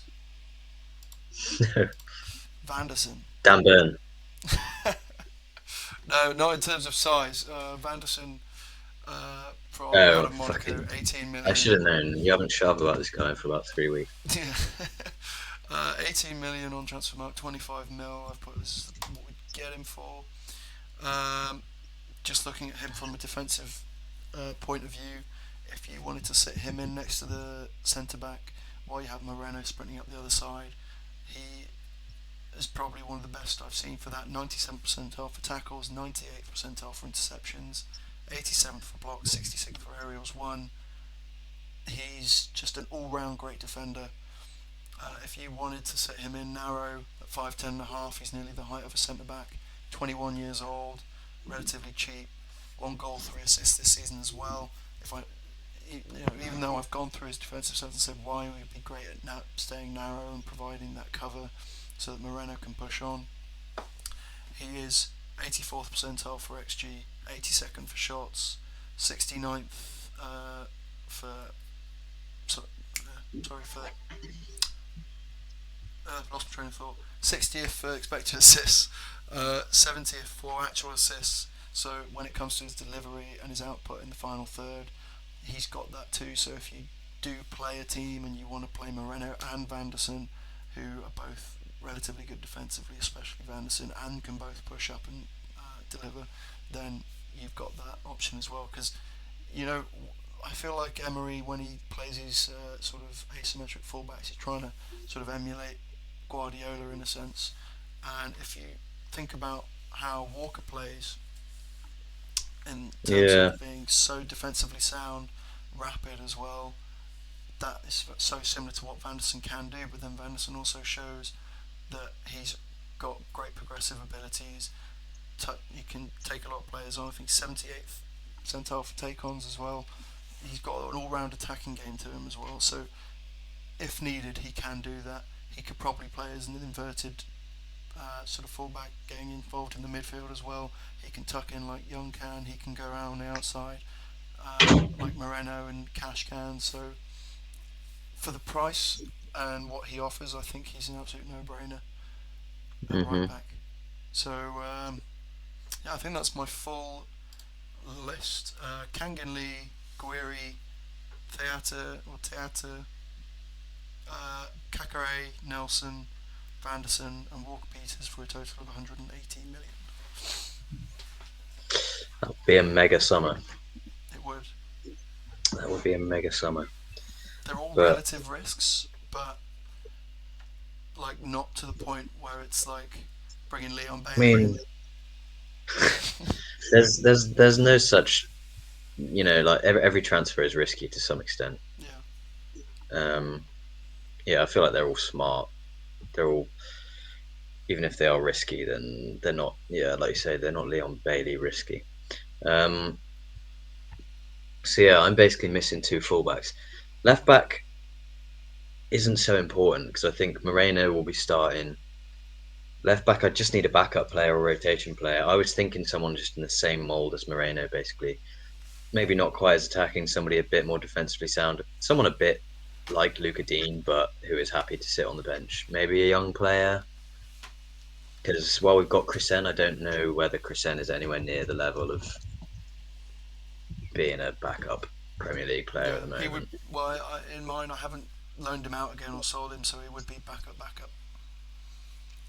Yeah, I mean that's probably where he'd be in mine. I'd sign a left back, but yeah, I haven't got anyone in mind. But it would be somebody in a similar mold of Moreno, Options. a bit more defensive, possibly a young Well, player who would be. we tried to sign Adrien Truffert in January, Oh yeah. who is very similar to Moreno. Hmm. I nearly put him in with this, but then I would have signed 3 players from the same team, and I was like, no, that's not realistic. Plus, I also thought about the fact that if we want to play Cash on the right hand side, we do need someone quite defensive on that left hand side. I looked at Tierney, but it turns out he is not the defensive boy we all thought, which is why he's probably not worked well in back threes for Arsenal. He is very much of an attacking fullback, um, Yeah.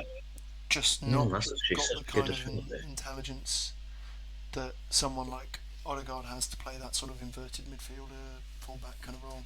No, when I think of Tierney, I think when you think about how Moreno plays, they actually play very similar. Tierney Yeah. loves bombing down the left. He loves drilling balls into the box, and he loves a shot as well. Um, but yeah, doesn't Shh. have the defensive stability. So I wasn't talking to you, I was talking to my mum. I was trying to interrupt. Uh, What were you saying? Um, Yeah, Tierney is very similar to Moreno probably in how they play. How much would he cost though, Tierney? Let me check transfer market. I mean he's second choice, but he's Yeah, still a it's backup kind of player. like sign with it's trying to sign Emil Smith Rowe. It's like Yeah, I can't see why they'd want to get rid of him. They need a player backup at left back, it's kind of like so it'd have to yeah, be quite a so big yeah, fee. 25 mil plus. Then you've got to think about his Premier League, and he is their second choice, and they're gonna have to go out and sign someone else if you sign him. Yeah, Um, no, it's just no. you If might we were even win the signing a league. starting left back, I'd probably go for him, but I'd rather just sign a backup player at left back. I think right back is where I'd want to spend my money Yeah. for a starting player. Is there anyone out Um, the Premier League you want to buy, like a Rico Henry or Purvis Estupinian or well, either Estupinian would cost you a bucket load and you'd have to start him really. yeah, So it'd be way too much money. um, Rico Henry would be all right, but I think he'd be quite a lot of money as well, to be honest, because he's had a good season well, let's see, Rico. and he's important to Brentford. Yeah, the thing is with Brentford, they keep their players on such low wages and they like to spend such little amounts of money and get profit for their players that you could probably get him. He's 22 million on transfer marks. You spend somewhere between 20 and 30 on him, and you could probably get him. Rico Henry would be all right, yeah. Um, haven't looked at him. Let's have a look at him from a FB standpoint. Obviously, you see him play, but it's hard to always take note of what they're doing on the pitch. So 2 assists in 33 appearances. Um, yeah, he's not outstanding in any particular area. Um, he's decent when it comes to clearances and winning aerial duels. Not amazing sort of intercepting, tackling, but then again, Brentford don't really dive in a whole lot in defence. They're very sort of sit back, Yeah, let you come at them, sort of thing. Decent take-ons. Obviously, yeah, know he's very quick. So yeah, he's kind of that sort of quick, all-round, okay fullback sort of thing. I guess Brentford's system doesn't allow for him to be the most attacking. Like he probably could be a lot better in a Nuno Emery system from an attacking standpoint, but yeah. Um,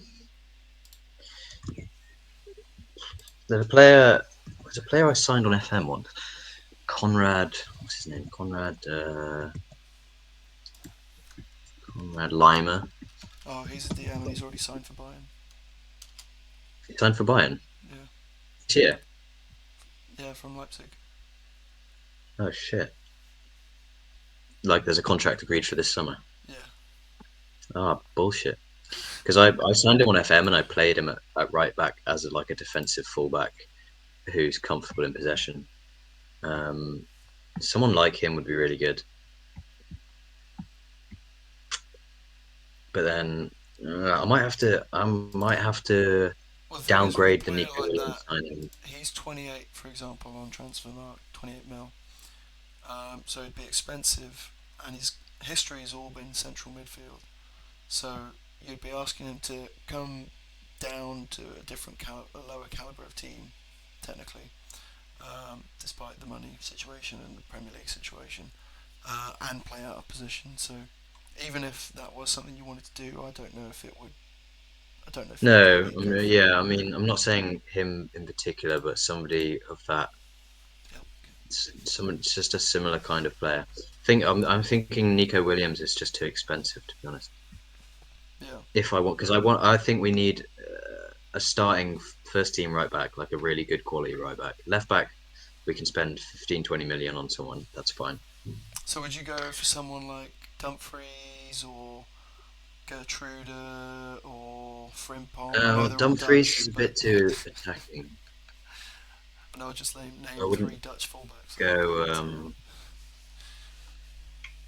Yeah, I wouldn't go. I wouldn't go as attacking as Well, you Dumfries. couldn't get I Frimpong anyway. I don't think. Like he'd no. cost you an arm and a leg, and he wants the Champions League realistically. Like you're looking Yeah, at Arsenal probably as biggest suitors, maybe United. man, he would be good though. Yeah, 35 base value, and then you're probably looking at 45 to 50 mil. Yeah, that would be He is nice. very, very attacking though, I'm pretty sure. He virtually Yeah, plays as a winger. yeah. No, I'd play someone at right back who's defensively good. I'd play someone who can almost, like you say, transition into centre back when we're in possession. So in the league this season, he's got 8 goals and 6 assists. Oh my Jesus. god. His stats are ridiculous. 99th percentile for touches in the attacking penalty area, take-ons, progressive carries, non-penalty XG and non-penalty goals, 92nd and 93rd for assists and shots, 90th for shot creating actions, 94th for progressive passes received.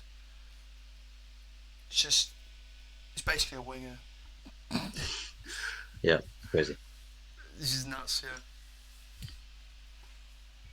I haven't seen much of Leverkusen, but they're managed by Xabi Alonso. Yeah, I watched a little bit of them in the Europa League. They looked pretty good. Some of their players are so talented, man. Like Florian Wirtz, Logic, Yeah, Frimpong, Diaby. The fact that they're not doing better than they are is bewildering. Well, they're doing a lot better now under they're Xabi doing Alonso, but pretty well. when they were doing shite, um, it was like someone's got to be blamed for this. That squad should be doing so much better. I mean, they've got Hincapi, they've got Yeah, Hincapi's a good left-sided centre back. We could probably consider, to be fair. I mean, I don't know how much he'd cost, probably quite a bit, but you got him, you got Sober there, you got Kosanu there. yeah. A good side. Yeah, Hincapi's a very good progressive player as well. Can play centre back and left back. Seems like they play three at the back, so Frimpong will play as like he's a wing back, but yeah, he'll obviously play a very attacking role because they play three centre backs. So what are you signing so far? Then you got Genduzi, you got Kuchku. Kanduzi, Kuchku. Um, Currently, I've got Williams at right mid, but if I want to sign a good Williams. quality right back for the first team, I might downgrade Williams to someone like Canyon Lee, someone with a similar profile but a bit cheaper. Um, You got and then 90. You got 90 million if you were to buy Williams, Kuchku, and Genduzi. really, Yeah, okay, because you're now that's doable. spending 120 on those three, and you've got, Yeah, based on the players you're selling, about 210. okay. No, well, in that case, I'll keep Williams. Yeah, I need to work out a right back. I'm gonna work out. I'll work out a first team right back, and then left back. I can just it's a backup player. I can fit a left back around however much budget I've got left. But I'd go for a first Goalkeepers. team right back who's physically quite capable, comfortable on the ball, a bit more defensive. Doesn't have to be particularly pacey. Just has to be solid defensively and good on the ball, basically. Yeah. But it's quite a niche position, to be fair. Who are you going for a backup keeper? Would you go for someone Oh young yeah, and I'm sorry, promising, or would you go just cheap veteran? I'd go veteran probably. Um, I mean, young goalkeepers, they're always really expensive, aren't they? They're a bit risky. They're only going to develop if they play.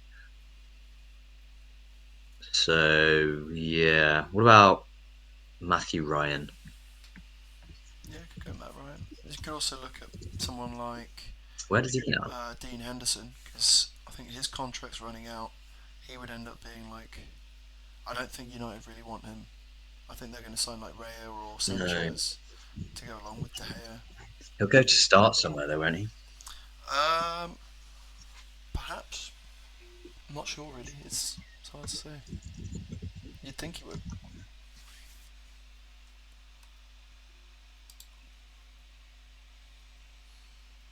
Yeah, he'd be kind of perfect, but um, you'd think he'd want to start somewhere.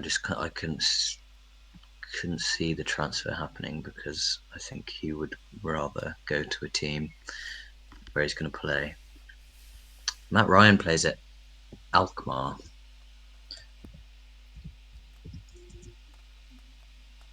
Well, I mean,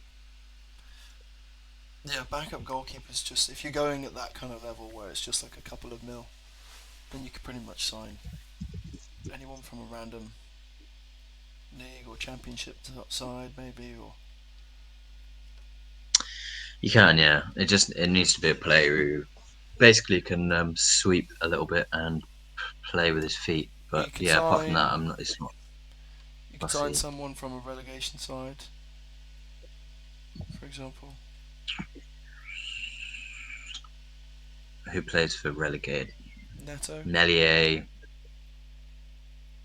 No, Melier would be too Neto. much, and he'd want from game time. I think Yeah, Neto. I Melier think would you want could game get. time. Pickford would go somewhere to be a first choice. I feel like Southampton have a backup keeper that you could nick.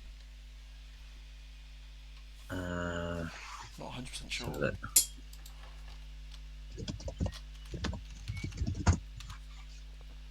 Ooh, how about Middlesbrough's goalkeeper? Who is it? He's he's either on loan or they bought him from City. What's his name? I think I know who you're talking about. He's he's You got good. Oh, Alex Zach Steffen. McCarthy. Yeah, Zach Steffen. You got Alex McCarthy at Southampton. If they go down, you could nick him for 2 mil. Yeah, yeah, I'd take him to be honest. I mean, yeah, no, I'd take him. Zach Steffen would be. I don't know whether. I mean, he's young. He might want to play first team, but well, no, he's 28. He's not as young as I thought, actually. Yeah, he's on loan from City, so his options would probably be stay at Middlesbrough, sign permanently at Middlesbrough, or come to Villa and be a cup keeper. Which, Wouldn't be a bad if we're option. playing in if we're playing in Europe and he gets European games, maybe more appealing than Middlesbrough. To be fair, I don't think he'd cost much money, honestly. Let's Yeah, have he a probably look. wouldn't, to be fair. Yeah, 4.5 on transfer market. So maybe I'd go Zach Steffen. He's really good with his feet. He's really comfortable Yeah, he would be coming um, through a City. Yeah, holding the ball. Yeah, I'll go with Zach Steffen in goal. Actually, that sounds like a good shout. fair play. So what if you went? If he's 4.5, maybe you said he probably costs like 6, 7. Yeah, maybe 8, 10, because he's If had a they get good season at promoted, Middlesbrough. And if they get promoted, yeah, should we say 7? yeah, Because they probably won't. Um, Not that Archer's not going to absolutely bang in the playoffs, but oh mate, I'm kind of excited for the I'm playoffs pretty sure they just to already see lost how to they do. Luton and they just lost to Rotherham. Yeah, they're on bad form, but to be fair, they basically got nothing to play for now because they've basically confirmed third place and they also can't get second. Yeah, So they have actually or rotated a fair fourth bit. place. Yeah, I looked at, was it fourth? yeah. Luton beat them, so they couldn't get third. Oh shit, okay, but yeah, it seems like they've been rotating a little bit because they know that they can't. There's not going to be any movement in the league. They're not going to drop down. But Yeah, so 7 mil I for don't know. I them. mean, So leaves you with 83 for your fullbacks. yep. Um, who did you go for left back? Walker Peters. Yeah, Yeah, that'd be a good shout. He but probably I mean, costs like with 83 mil, 20 you mil or could. something. Yeah, I think I had him. I had him at 15 because Transfermarkt says 25, but I don't think he's been particularly special this season to give him that kind No. of value when he was bought for 13. And if Southampton get relegated, I think they'll stick to youth, and they've got Roman Perot and players like that, and I think Lianco might be a left back. And at right back they'll have what's that? Tino Livramento as well. Yeah, So yeah. I just don't see why they would ask for big money for him No. in that situation. So that's why I went for him. But I mean, if you're just going for a run of the mill backup left back, there's a ton of options out of Liga. And probably a few that you could look at, like Borna Sosa or David Raum, um, Oh yeah. Jonas Hector maybe out of the Bundesliga. Can't think of who would there be in Syria. It's hard in Syria because you've got so many teams competing around the top of the league that have pretty decent history and a decent budget. So it's like, would they really sell? And a lot of players are quite old in that league as well.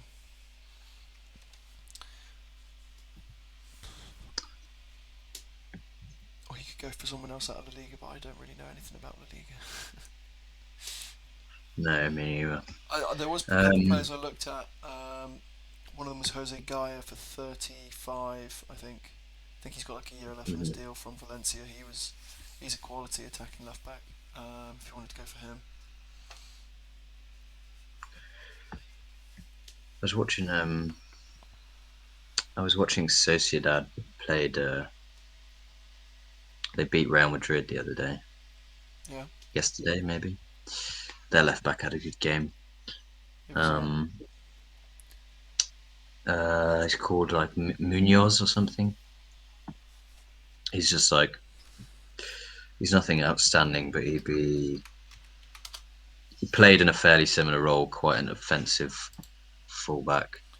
Another Basque team Yeah, for Ayhan Munoz, 25 years old, 6 million value.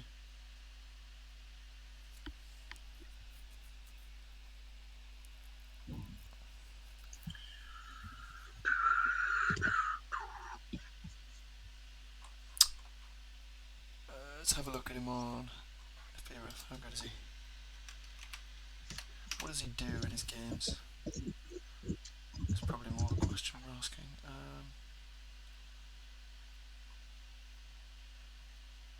I can't spell his name.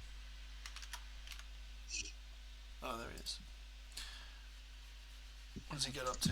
Oh, he's quite defensive actually. To be fair, decent. Decent amount of take-ons. Okay, passes, carries, very good blocks and aerials won. Good amount of tackles. Okay, clearances. Not great in the attacking third, but mm. Yeah, maybe. Yeah, I want someone a bit more defensive I mean, you could definitely than afford it, Moreno. and I don't think Sociedad would have too many grievances about losing him. No. Probably get along well with Emery. If you wanted to do that and then go all out with like, so if you bought him, I think he'd probably cost you like 8 maybe, and then you're looking at Yeah. well, you're looking at 75 that you can spend at right back. You could probably go Frimpong then, and then have money left No, over I for don't want January. Frimpong, man. I want a defensive player. What about But then Malo you, Gusto? but then you'd only. Well, if, are you keeping cash? No, Malo Gusto's signed for Yeah, yeah. Chelsea, mate. Um, What? yeah, Fuck Chelsea, man. Seriously. yeah, they signed and loaned him back. He would be a great Oh. option though, but Yeah, no, I've kept Cash. I've got Cash and Young as backup right backs. Um, yeah, you'd probably have to go defensive at that side then. Maybe Walker. I was thinking Walker, yeah, but if I've got loads of budget, I feel like there's probably someone better out there. Because while Walker is brilliant, if you've got like 60 million to spend on a defensive right back, you can get someone A, really good, and B, quite young for the future. Yeah, let's have a look. Let's see what kind of players are out there that I can't think of right now.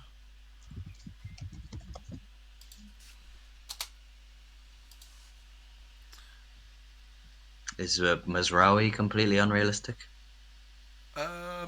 No, he hasn't had a ton of game time so far. At I like him. He's really good on the ball. hasn't had a ton of Maybe. game time at Bayern. How is he defensively? Defensively, he's pretty decent. Aerial duels won and tackles, clearances, so he's a bit centre back like in that sense. Hmm. Um, yeah, in terms of his progressive ability in passing, he's incredible. Um, Great delivery into the box. So he would be a great all-round right back. To be fair, I mean, 60 mil is what City asked Bayern for Cancelo. I was thinking Cancelo as well, but You just he's wouldn't not get him. coming to Villa, is he? Yeah. Yeah, I think Masraoui, maybe, but I'd go Mazraoui actually, how because much I do you want? thought about him. I don't know whether we got linked with him or something, but I did hear I came across something. him and I thought he's so good on the ball. Yeah, decent defensively as well. Yeah, decent defensively, so good on the ball. Like would 25 improve years old, six our foot passing out of the tall. back when we get pressed hard. Yeah. So 28, you're probably looking at spending at least 35, Yeah, maybe 35, 40 40 or something. if it's Bayern. Yeah. Um, so yeah, and that leaves you with another 40 to 35 uh, left as well. I mean, I'd save it for Jan. I'd just save it. Yeah. Could possibly sign another centre back. To be fair, I've not done anything at centre back, but I'm quite I've happy with left the centre 20 for backs. January in case we need like a backup keeper or massive injury and or a couple massive injuries and you just need someone in quick who's not super expensive. Yeah.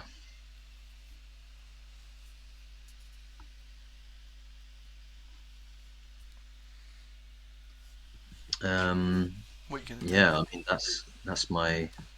I think I'd just leave the centre backs and I'd just save 35, 40 mil. Because to be fair, I think the budget is like a bit ambitious anyway. Um, I think our revenue's somewhere around the 100 plus mark. And then, you know, Wes Edens and Massive Suarez are willing to invest. So I think 125 without selling anyone isn't the most ambitious budget ever for Villa, to be fair. yeah. Um, yeah. No, I think 125 is about right. I think, but then when you sell players, It's it doesn't ambitious all to think, immediately go yeah, directly back into transfer revenue, it's transfer ambitious to spending. think that we would also sell them all as well as have Yeah, all that revenue exactly. back.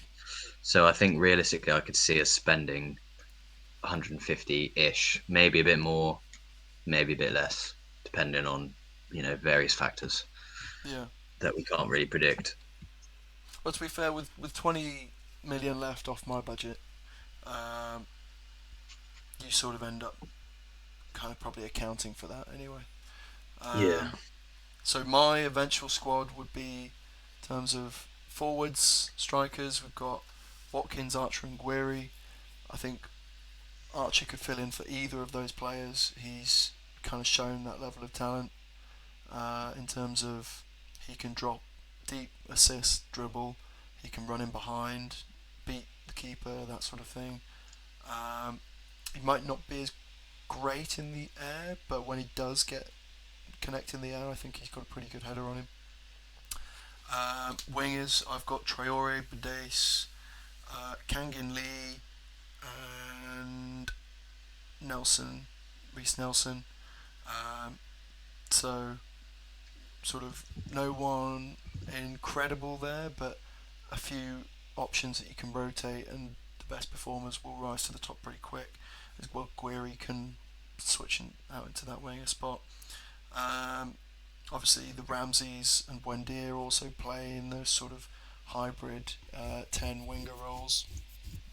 Number eights, McGinn, obviously Louise and Kakare could fill in at number 8 if we decided to play a number 8 at some point. Um, but again, that's not within the system that Emery's sort of set up, so not too worried about eights. In terms of DMs, then got Kamara, Dendonka, Louise, Kakare, and Arobanum. Probably the picking order there is Kamara, Louise, Kakare, Iroben and Dendonka probably level, maybe, depending on how much Iroben impresses when he comes back. Yeah. Fullbacks, Moreno, Walker Peters, Cash, Vanderson, and then the likes of Young and maybe Chrisen as those backups. And centre backs, Mings, Teate, Konza, Carlos. Um, Probably got sort of Swinkles and Bagard as backups. With goalkeepers Martinez, Olsen, and I don't know, maybe Marshall or can't remember the name of the Polish goalkeeper we've got. Potentially could get games if you really wanted, which I think gives an overall squad size. If you ignore the homegrown youngsters like Robin and Ramsey, Badace, Archer, gives you an overall squad size of 20 with those youngsters mixing in. So Hmm. yeah, that's mine. And so if you want to list yours, just for the listeners of the pod, if there are any. Yeah. So who have I got? Emmy, and Zach Steffen, goalkeepers, and then probably a young player as well.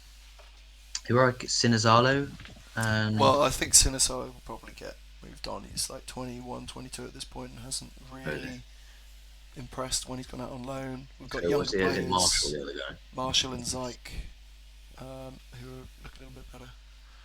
Well, Yeah. I don't know if So they look better, but they're younger at least. Emmy, Stefan, and then Marshall, I guess. Right backs: Mizraoui, Cashew, and Young. Cashew. Centre back: Carlos Mings, Konza Chambers.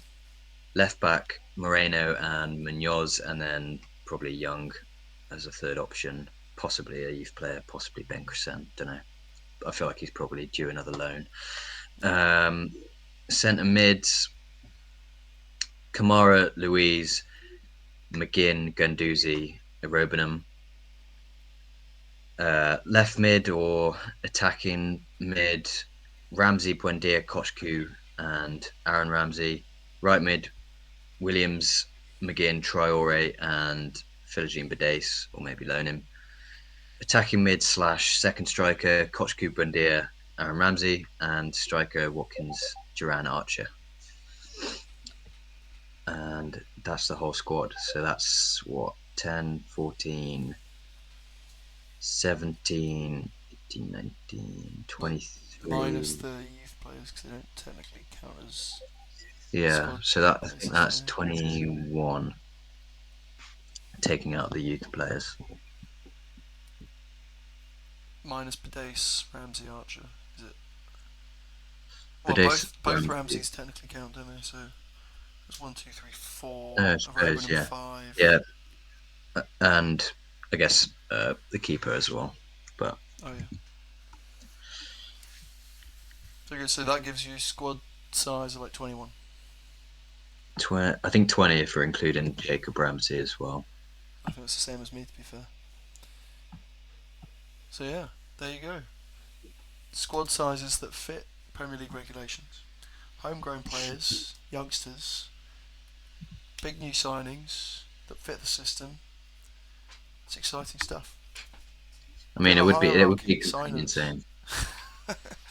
Yeah, this is our Yeah, this is if our only it was that simple. this is our application video.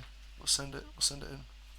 I feel like we've not done that well. If this was a job interview, I don't think I'd have done that well. To be Well, honest, if they want to a ask bit unprepared. of each individual, why do you want to sign them? How much do you think we could sign them for? Um, I think we'd have reasonably good answers. Yeah, Probably yeah. some answers that Christian Perslow would probably believe. Because I don't think he'd be able to dissect them too much. I mean, I don't know how extensive his football knowledge is, but he seems more of a corporate mind. It seems to be. He's a business guy, not a football guy, from what I can tell. Yeah, I guess that is our squad building challenge for Aston Villa's 2023 summer. Uh, Trying to push on to consolidate Europe. I think we probably wouldn't have expected to get to this point so quickly. I would have settled for maybe eighth next season, um, Yeah, yeah. and No, I then don't think anyone was quite expecting. it to be this good. Yeah, I think this season we just wanted top half. Next season was like consolidating that, pushing for Europe. The season after that was consolidating Europe, pushing for like fifth, sixth, and then should that all be successful, then you think, okay, time to try and invest and get Champions League football, Yeah, like in like 3 4 years time. But it's looking like that could come if we can consolidate Europe next season. Should we get Conference League or Europa League this season, um, then the year after, potentially, yeah, 2 years time, looking to potentially push for Champions League. So could be exciting stuff. yeah. We just have to get absolutely everything right to get Premier League. Like I think what's going to happen is, there's been like a traditional top four, and then that's kind of expanded into like a big six. Yeah, I think realistically, what's going to happen is if we continue to be smart in our development and Brighton continue to be smart in their development, it's just going to turn into a top I'd say more seven Newcastle. slash eight. Oh yeah, no, Newcastle, yeah, I think Brighton, like, they'd have to continue to be smart, but to get to the point where they'd consistently challenge for Champions League, they'd have yeah. to I don't know get if Brighton have the another manager infrastructure. of the level of De Zerbi. They'd have to invest more in the stadium, the training ground. They'd have to get to a financial position where they can offer big money to players to keep them at the club. When you've got the Yeah, likes of the big six sniffing around, because they are still a selling club. They are run well to the point where maybe so much that it almost hinders them a little bit. But long term, if they keep doing things that way, then there's no reason they couldn't eventually form. I mean, with the kind of money at West Ham, you think they would push up, like, so it's really hard this is the to, thing. Like it's easy to say this about Villa, saying yeah. it's like it's all really exciting because we've got money, we've got a good manager, we can make all these signings. To be fair, the one thing we've got over West Ham is we've got an insane manager. And They've got an all history, right better manager, but history, like it's not, and the history, of course. bigger club. Um, but yeah, so we've got a better manager than they ever had when they were spending all that money. But like it can very easily go badly. To be fair, you have to do absolutely everything right to consolidate yourself in like a top six kind of situation. Yeah, because I mean, you even see So the likes of Arsenal, Liverpool, Chelsea, Spurs drop out from time to time.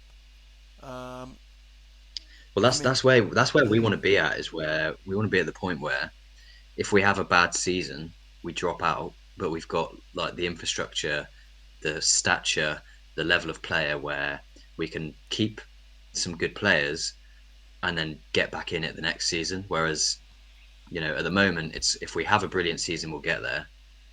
If not, we could be absolutely anywhere in the league. But we want to be at you know finishing outside the top seven, say, to be a rare occurrence rather than the norm. That's like the next step, I think. yeah. Well, I think signing Gerrard was a bit of a lesson in terms of how much the coach makes a difference, and if Yeah, an SWE worth their weight in gold, which they are, but also are smart enough to back that up, they will probably realise the coaching appointment is a massive deal, and if someone like Almani's coming in and has the ear, or Johan Lang has the ear of Almani, when you know advising the likes of Perslow and the board and the owners on who to sign as a coach if Unai Emery were to go at any point, I think having those people in the club, if we can keep them there, keep them yeah, happy, would help us make that next decision right. Because it's just as much as it comes from having infrastructure and great players, so that you can rebuild the next season without completely overhauling. It also comes from having that sort of middle management, that board of sort of yeah, footballing and financial directors and club managers, so to speak, rather than the actual football and manager and coach. It also, that middle management has to be right. It's yeah, just that definitely. relationship between each level. The player to the coach has to be right. The coach to the management team, directors has to be right, and their relationship with ownership and chairmans and board has to be right uh, to get that sort of consistent infrastructure that keeps you in the top six, top four. Yeah, fucking hard, but Yeah, there you go. Well, I guess that's the first episode of Ball Talk or whatever we're going to whatever call the it. hell it's called. Yeah. Yeah. If you've watched this far, I mean, Jesus Christ, if someone's watched all this after never watching us previously, then It was a bit long, wasn't it? I fair feel like play. that Well, dragged on. yeah, I can edit it down, but Yeah, yeah, leave a comment on what you think we should call it. Maybe we should call it the football show. bit generic, Bit perhaps. generic, but maybe so generic that no one's used it. Everyone else has thought it's so boring. I'm not going to use that, and then we've gone, fuck it. Sounds like a great idea. Yeah, have you watched the football show? What football show? The football show. Yeah, that's the problem. People just say which one. Yeah, but anyway, It yeah, has to become the football show. I suppose we call it there. Then that's the first episode, and yeah, that was our summer overhaul. So yeah, I hope you enjoyed. Leave a comment, subscribe, like, all that good stuff, and yeah,